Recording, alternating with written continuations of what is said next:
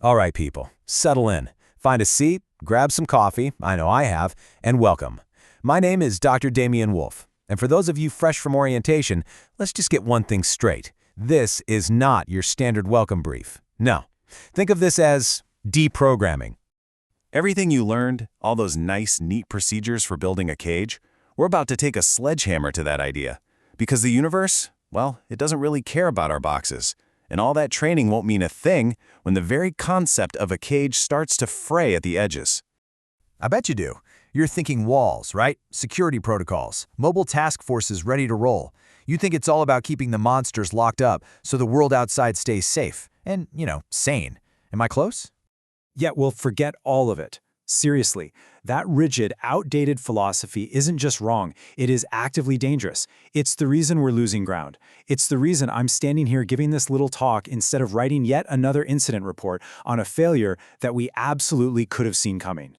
Okay, so let's get into the guts of it. The core principle you've all had drilled into your heads, what the higher-ups call static containment, it's fundamentally flawed. We've been building a dam that's actually making the floodwaters rise higher and higher.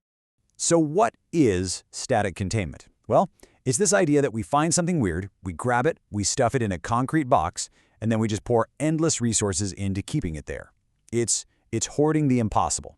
We're trying to force this absolute rigid order on a universe that is, by its very nature, chaotic.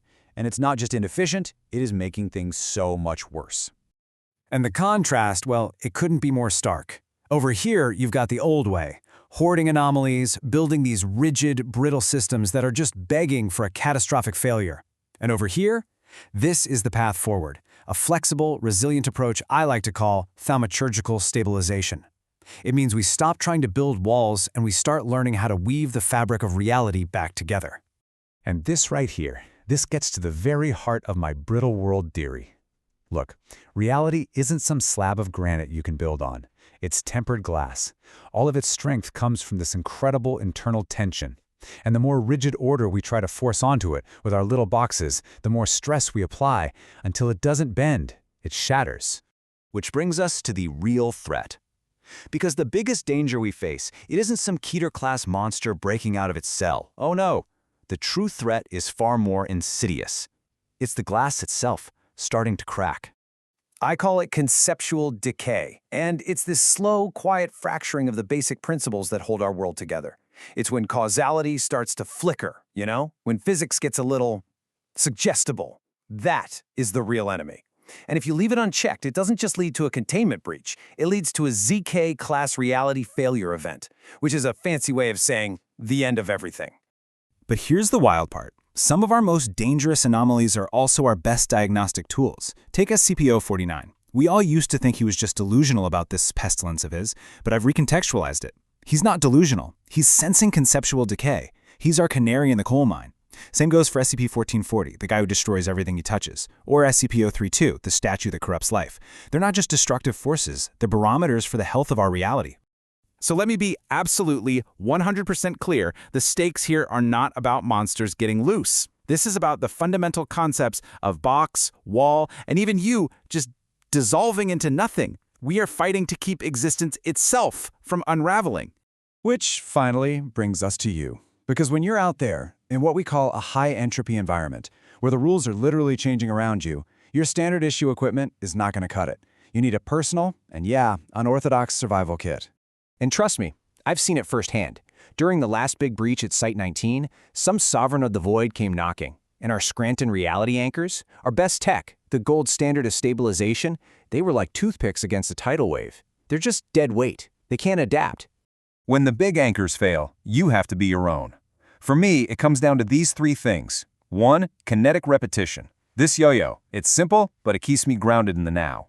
2. Chemical-induced hyperfocus. Yeah, that means a lot of coffee, which lets me track combat geometry when things go sideways. And 3, maybe most important, peer support. Don't face the dread alone. Trust your team, even if you accidentally spook your workaholic containment specialist every now and then. Sorry, Rebecca. And this is not just theory, so pay attention, because this little trick can save your life. This is the wolf twist, or as the brass insists we call it, somatic reflex 912 alpha. It's a simple parrying shield spell. It all comes down to this motion right here. You assume a relaxed stance, keep your wrist loose, then a sharp somatic flick. Parry and reset. It works. All of these little techniques, the personal anchors, the somatic reflexes, they aren't just quirks. They are all practical applications of the single cosmological theory that underpins everything I do. So my proposal is a two-pronged strategy. You've got Project Astral Knight, which is the sword. That's about training operatives, like MTF Alpha 9, our thaumaturgical specialists, in these combat rituals. But the real work, the long-term fix, is Project Astral Anchor. That's the loom. It's about building a whole new kind of infrastructure that's designed not to cage reality, but to actively repair and stitch the conceptual fabric back together. Now, I'm not going to lie to you. This is all very cutting edge, and it is dangerous. My work has drawn some, high-level concern, specifically from 054. There is a real, non-zero risk that in trying to pull on these threads to stitch things up, we could end up unraveling the whole tapestry. And you know what? They're right to be cautious. Which brings me to your careers. The foundation runs on performance audits. You're all going to have one eventually. So as a little case study, let's take a brutally honest look at my last one. So here are the raw numbers. My reliability when it comes to impossible tasks? High. My strategic value, according to Dr. Gear's own cold logic? Indispensable. My professionalism? Well, you can see the bar. It's pretty low. They're not wrong. So let's break that down. On the plus side, we've got proven ZK class mitigation, strategic innovation, and apparently I'm a morale catalyst. On the liability side, chronic stimulant dependency, a tendency to unnerve my colleagues, and yes, professionalism breaches, which is a very fancy term for using a neon yo-yo in a high-clearance area. It's always a trade-off. Sooner or later, your performance audit is coming, and you need to ask yourselves a very important question. Do you want to be the kind of researcher who is praised for their impeccable paperwork and rigid adherence to outdated protocol? Or do you want to be the one who is valued for getting the impossible done when reality itself is on the line? The choice is yours. Any questions?